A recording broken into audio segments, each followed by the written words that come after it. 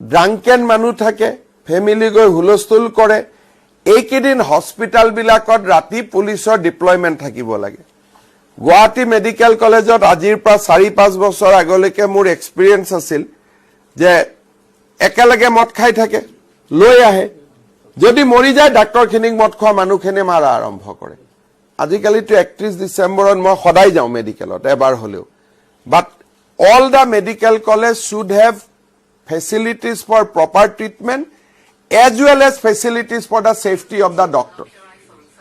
এই দুইটা যদি আমি কৰিব পাৰো, treatment through দিও আমি we can save many life. Even if in some extreme cases we could not prevent accident. But আমি এখিনি কৰিব পাৰো by proper treatment. Finally, যিবোৰ আমি hot zone, red zone আমি identify কৰিছিলো, ড্ৰাংকেন মানুহ থাকে, ফেমিলি গৈ হুলস্থুল কৰে। এইকেইদিন হস্পিটালবিলাকত ৰাতি পুলিচৰ ডিপ্লয়মেণ্ট থাকিব লাগে।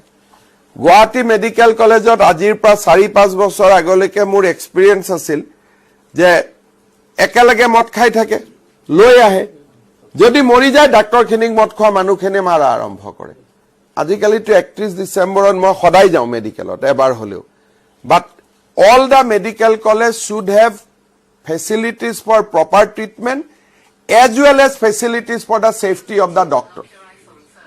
এই দুইটা যদি আমি কৰিব পাৰো, treatment through দিও আমি we can save many life.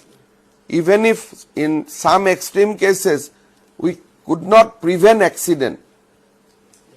But আমি এখিনি কৰিব পাৰো by proper treatment. Finally, যিবোৰ আমি hot zone, red zone আমি identify কৰিছিলো, ড্ৰাংকেন মানুহ থাকে, ফেমিলি গৈ হুলস্থুল কৰে। এইকেইদিন হস্পিটালবিলাকত ৰাতি পুলিচৰ ডিপ্লয়মেণ্ট থাকিব লাগে।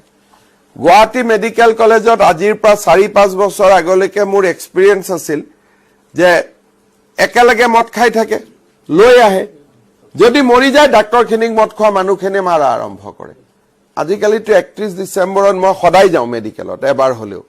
বাট all the medical college should have facilities for proper treatment as well as facilities for the safety of the doctor.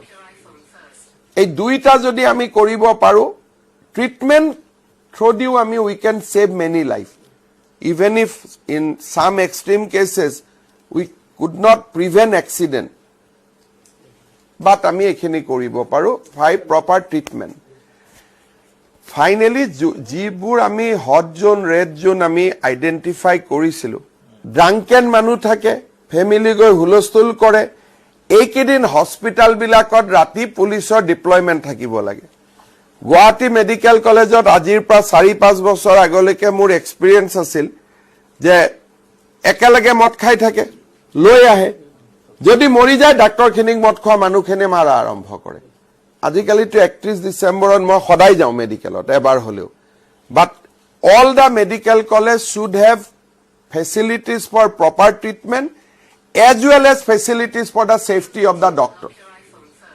এই দুইটা যদি আমি কৰিব পাৰো, treatment through দিও আমি we can save many life.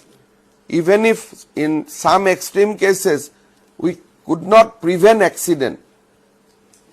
But আমি এখিনি কৰিব পাৰো by proper treatment. Finally, যিবোৰ আমি hot zone, red zone আমি identify কৰিছিলো,